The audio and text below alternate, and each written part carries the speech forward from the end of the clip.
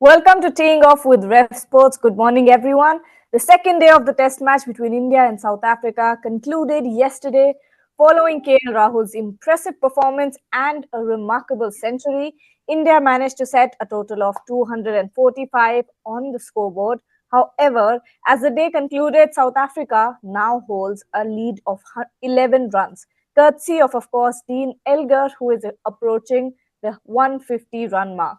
But before we delve into the details, let me introduce our guests, Shubhayan Chakravarti, who's joining from South Africa, Bharat Ramraj, and Ishan Shahane. First off, Shubhayan, I'd like to go to you. Sum up day two. How was it? KL Rahul century and then 2-0 coming in. Talk about everything. I think KL Rahul took India to a comfortable position. At least he saved India from an embarrassment. A brilliant century, one of his finest in Test format, his eighth, and he became the first visiting batsman to score multiple centuries in Centurion at this Super Sport Park. And kudos to him the way he batted with the tail enders, and that's what he talked about in the post-day press conference as well. That he knew that there were plenty of tailenders behind him. There was no batting cushion behind him, and he exactly knew how he had to bat. So that was pretty impressive how he executed his plans, coming at a very tricky position. Although Virat and Shreyas had stretched a decent enough partnership, but onus was on KL Rahul to take India to as far as possible, and he did exactly that. But I think more than KL Rahul, the day belonged to Dean Elgar. The way he batted, he just pounced on the opportunity given by the Indian bowlers who were poor yesterday. And let's see what today day three has to offer in terms of the match, and whether India can bowl out South Africa as soon as possible. Absolutely. And to celebrate KL Rahul, we have something special prepared.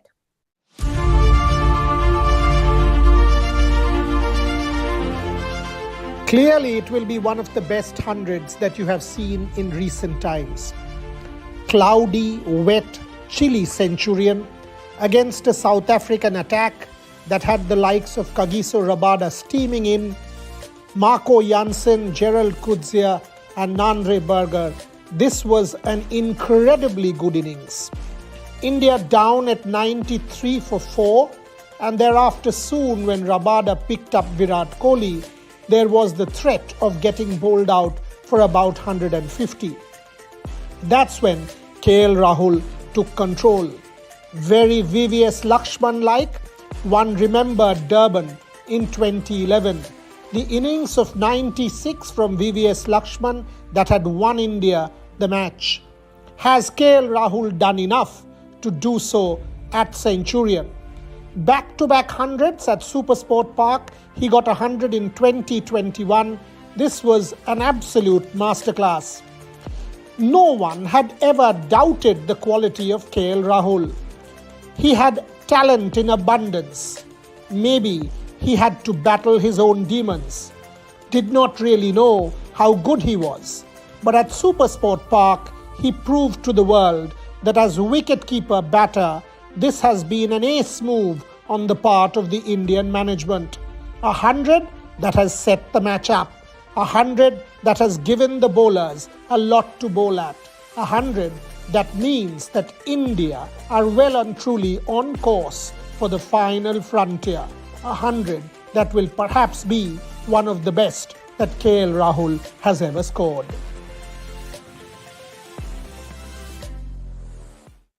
Bharat, talking about KL Rahul, like Shubhayan said, he saved the Indian team from an embarrassment. But what did you think about KL Rahul considering the conditions? Yeah, as I said, KL Rahul played brilliantly. That you have to give it to him. But in the end, you have to say it was Dean Elgar's day. Day two was Dean Elgar's day. Yesterday he played brilliantly. Someone who is very gritty. I just don't think India know how to ball at him. They should have bowled from round the wicket. Just watch videos of how Australia bowled at him or how England bowled at him. All of them went from round the wicket from ball one, and it took a long time for India to bowl that way, and it was by then too late. Eventually it was South Africa's day, but KL Rahul definitely gave India some kind of at least a boost with this knock. Ishan, on Yes, KL Gagi. Rahul's heroics. KL Rahul, I think, was just fantastic, and he was the lone savior for the Indian team. Though the rest of the batsmen obviously were struggling. He was the only batsman who seemed to be literally having a good time while batting, and you could see that he's expressing himself, and he got that 100, which was just wonderful. So overall, I think Rahul's innings was the savior, which helped the Indian team. And again, but Dean Elgar, what a fantastic player. I think he stole the limelight, unfortunately. So I think Shubhan was absolutely right when he mentioned that it was Dean Elgar's day. And overall, I think the Indians will be disappointed from the way they performed. But I think today is a new day, and they'll be looking to make amends with that, with the ball and get some early wickets. Shubha, and a word on the Indian bowlers on day two. They were simply poor. They were simply poor. Good overs here and there, but most of 80% of them, the entire day, they were spraying it around. They did not have a clear plan, or even if they had a plan, they did not execute it on the day. Either they were too full or too short, or bowling way too downside the leg side. So they will have to come up with a clear plan today, and there's still a bit of batting left in that South African lineup. Marco Jansen and of course Dean Elgar. Dean Elgar can take the game away the way he's batting. If we are poor again, then I think he can, and he's scoring at a brisk rate. It's not like he's scoring at a 40 or the 30 strike rate. He's scoring at around 70. So he's putting away those bad deliveries which he did yesterday. But simply, I think India gave Dean Elgar too many poor deliveries to pounce on, and which to his credit he did exactly that.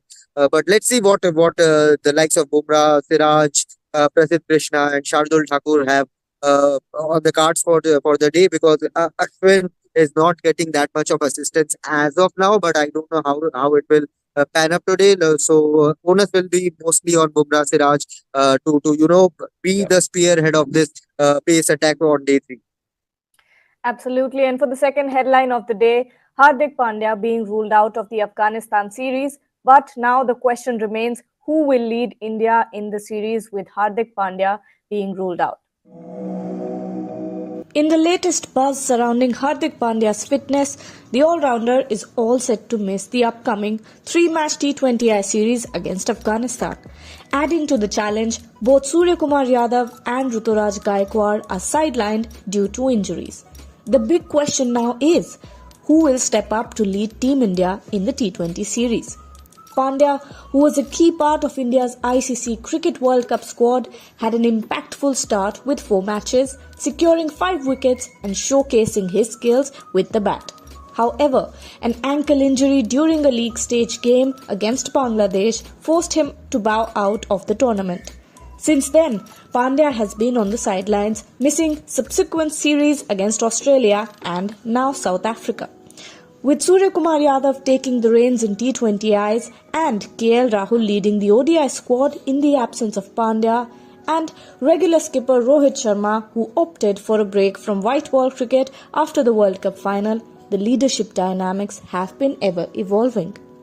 Now, as India prepares to host Afghanistan for the T20 International Series from January 11th, the suspense lingers. Who will be chosen leader to guide Team India in this crucial series? Stay tuned for more updates. But coming back to you, Bharat, we have to talk about, a possible captaincy change. Already the dynamics with captaincy in the Indian team have, changed so much. How do you see this panning out? See, Hardik Pandya obviously is injured, as you know, he's been rolled out as well. Surya Kumar Yadav also has his ankle problem. So, yeah, it's something that India need to look at. Rohit Sharma, whatever he said in the press conference. So, he could come back into the equation. If India really want to go for youngster, they might look at someone else. Who knows? Rituraj Gaikwad type, they might do something like that, but I mean, go for something like that. But I would say they should take the safe option and look at Rohit Sharma coming back for the time being, at least till the T20 World Cup, because it seems like Hardik Pandya's injury woes, they will continue this injury woes. So at least to the T20 World Cup as a kind of stopgap option, maybe it's Rohit Sharma is the right candidate for it. Shubha, and who do you see India leading India? I think it's a bit of a tricky call, because even if India leave at on 8th from here. The Cape Town test is supposed to end at on 7th. So if they leave on 8th, they will reach around either very late at 8, on the 8th, or early morning of the 9th. So and the series starts from 11 or 12th, if I'm not wrong.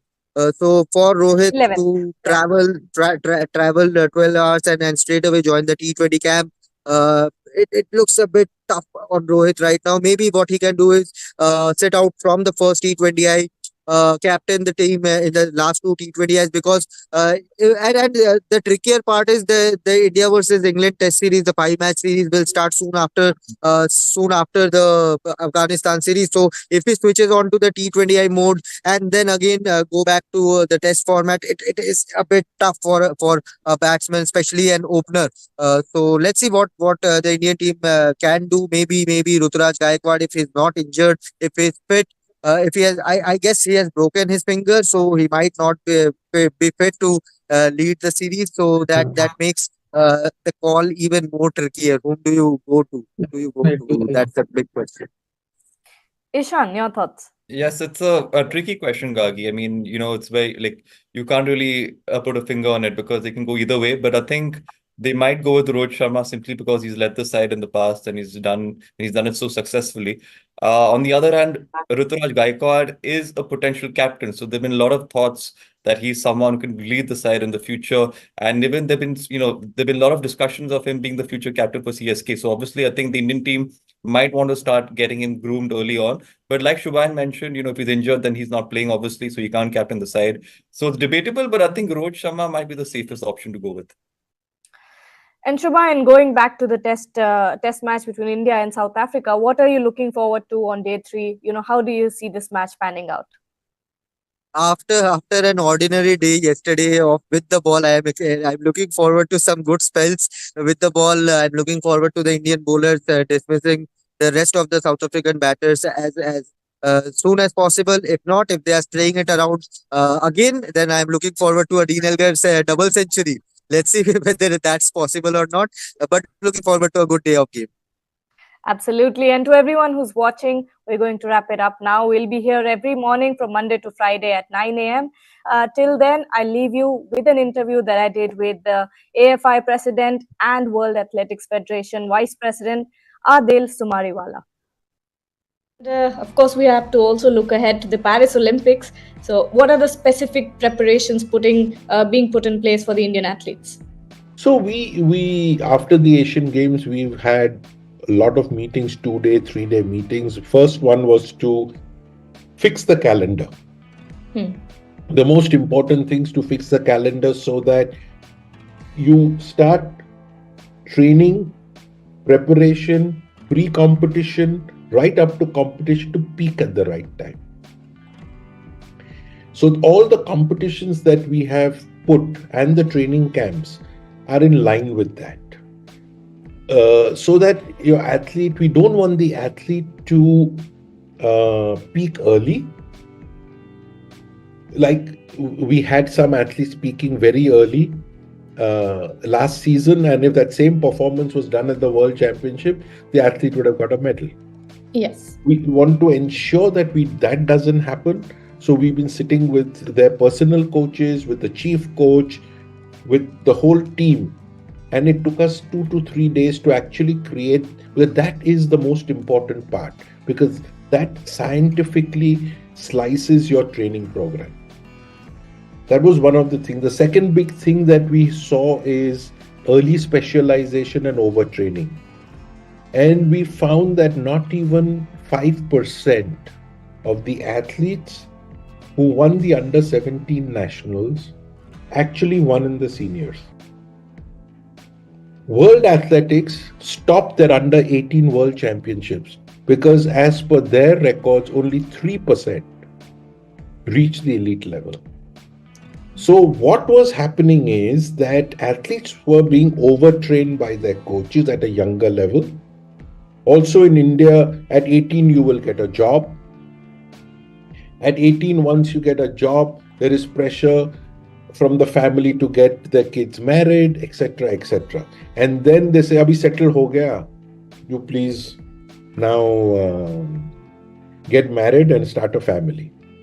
So we lose a lot of athletes like that, and that was one of the biggest. So now we have redefined our under 17, under 16 program. Even our NIT Jam, the National Inter-District, we don't do regular events. We do standing long jump. Wow.